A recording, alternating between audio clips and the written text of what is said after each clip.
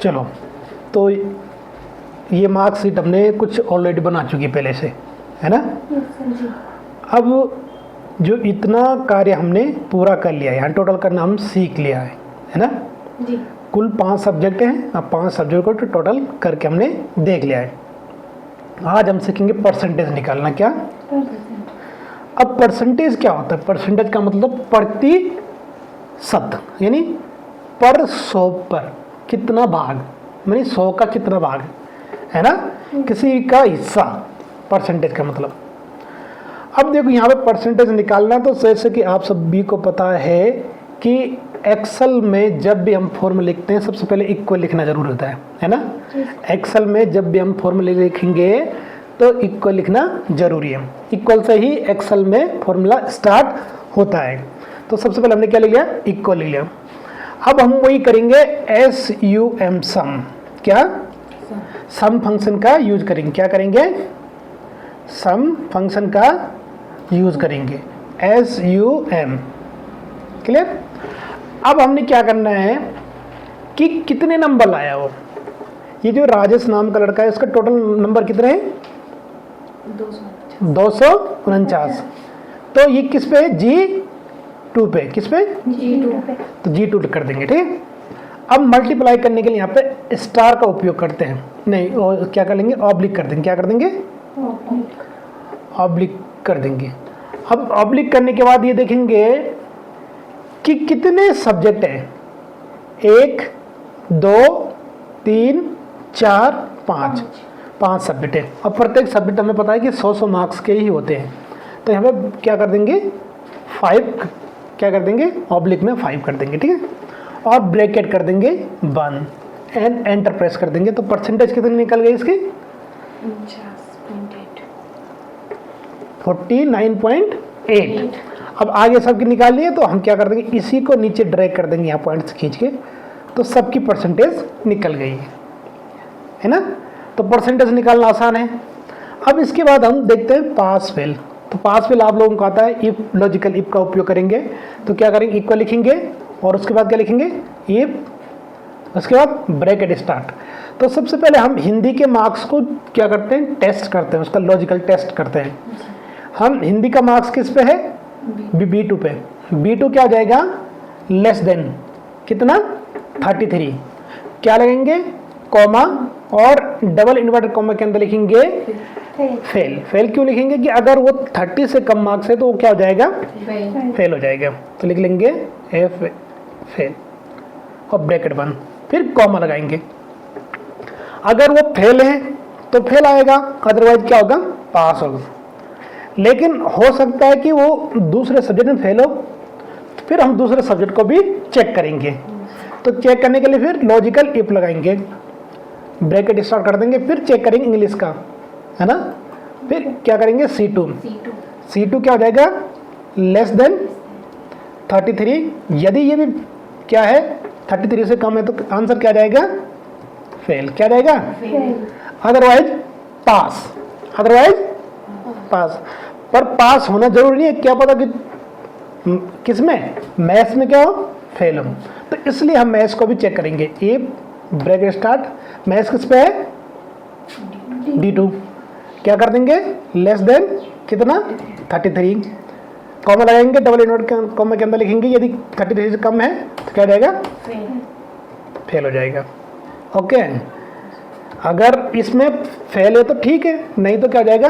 पास हो जाएगा। क्या पता पास तो है, आगे पता चला SST में फेल हो सकता है, तो फिर SST को भी चेक करेंगे। इफ ब्रैकेट स्टार्ट किस पे है? E2 less than 33 comma double invert comma के अंदर फेल लिख देंगे, डबल इन्वर्ट कॉमा क्लोज कर देंगे एंड कॉमा लगाएंगे। फिर साइंस को चेक करेंगे। इफ साइंस क्या है? F2 लिख देंगे, लेस देन कितना? 33। कॉमा लगाएंगे, डबल इन्वर्ट कॉमा के अंदर क्या लिखेंगे? फेल लिख देंगे एंड ब्रेक और कॉमा लगा देंगे। अगर ये सब में फेल नहीं है तो क्या होगा?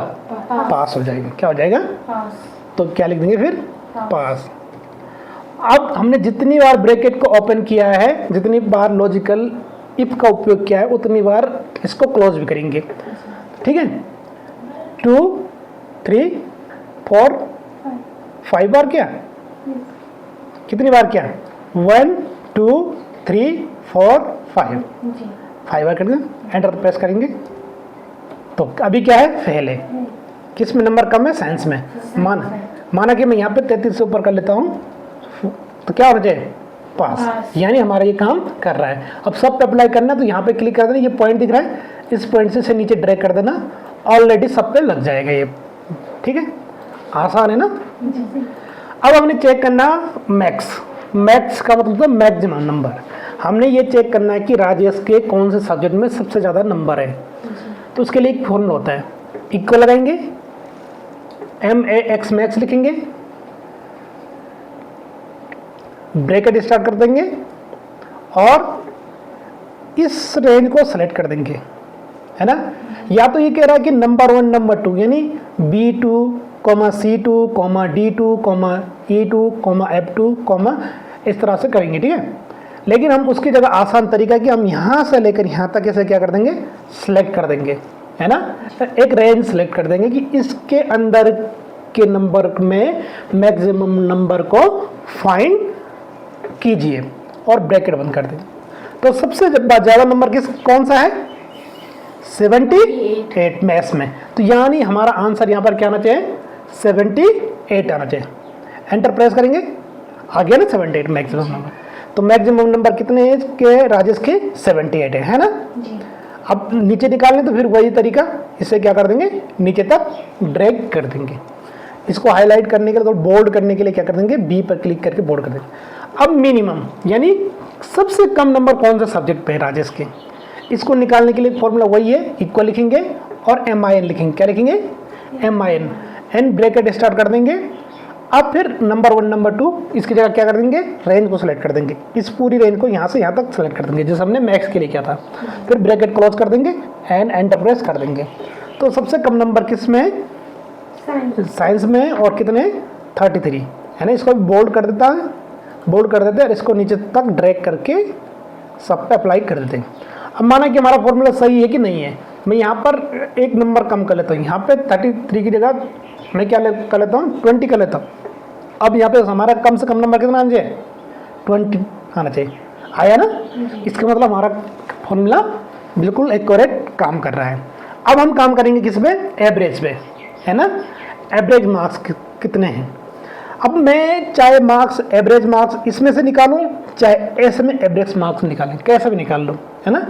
तो हम ऐसे में एवरेज मार्क्स निकालते हैं कि ये टोटल है, इनमें कौन सा एवरेज है। तो एवरेज के लिए भी क्या कर देंगे, एक्सेल में क्या करेंगे, एक्सेल में क्या करते हैं, इक्वल से ही फॉर्मूला स्टार्ट करते हैं। तो लिख देंगे इक्वल एवरेज, क्या लिखेंगे, ब्रैकेट स्टार्ट कर देंगे। अब यहाँ पर क्या कर देंगे, इस वाले रेंज को सिलेक्ट कर देंगे, है ना, इस वाली की, क्योंकि इस नंबर में हमने एवरेज नंबर फाइंड करना है। तो चाहे आप ऐसा भी कर सकते हैं, अगर इनमें से इंग्लिश, हिंदी में, SST साइंस में से एवरेज मार्क्स निकालना चाहें तो उसमें से निकाल सकते हैं, लेकिन फिलहाल हम टोटल में से एवरेज मार्क्स निकाल लें, ठीक है। तो इस रेंज को सिलेक्ट कर देंगे एंड ब्रैकेट क्लोज कर देंगे, एंटर प्रेस कर देंगे। तो 305 क्या है, एवरेज मार्क्स है ना, है ना। इसको बोर्ड कर देंगे और सब पे भी सबका निकालना है, तो इसको क्या कर देंगे, फिर खींच के यानी ड्रैग करके नीचे तक सबके अप्लाई कर देंगे। तो एवरेज मार्क्स यहाँ पर हमारे निकल गए, है ना। इन पॉइंट को हम यहाँ से भी कम कर सकते हैं, देखो, ठीक है, यहाँ से, है ना, नंबर पे जाके यहाँ से पॉइंट कितने तक, पॉइंट तक हमने, पॉइंट के बाद कितने तक हमने क्या रखने हैं, नंबर रखने हैं। माना कि मुझे कोई नहीं रखना है तो मैं यहाँ पे क्या कर लेता हूँ, यहाँ से कम कर लेता हूँ, ठीक है, और मैंने बिल्कुल 0 कर दिया।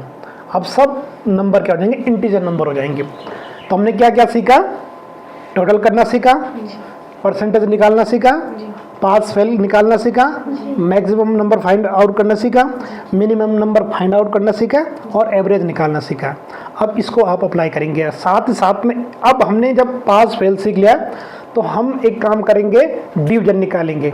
तो लॉजिकल इफ का उपयोग करेंगे। हम ये देखेंगे यदि 45 हम ये देखेंगे यदि परसेंटेज क्या है 60 से ऊपर है तो फर्स्ट आ जाए, ये 45 और 60 के बीच से सेकंड डिवीजन आ जाए, और 45 से कम है तो थर्ड डिवीजन आ जाए।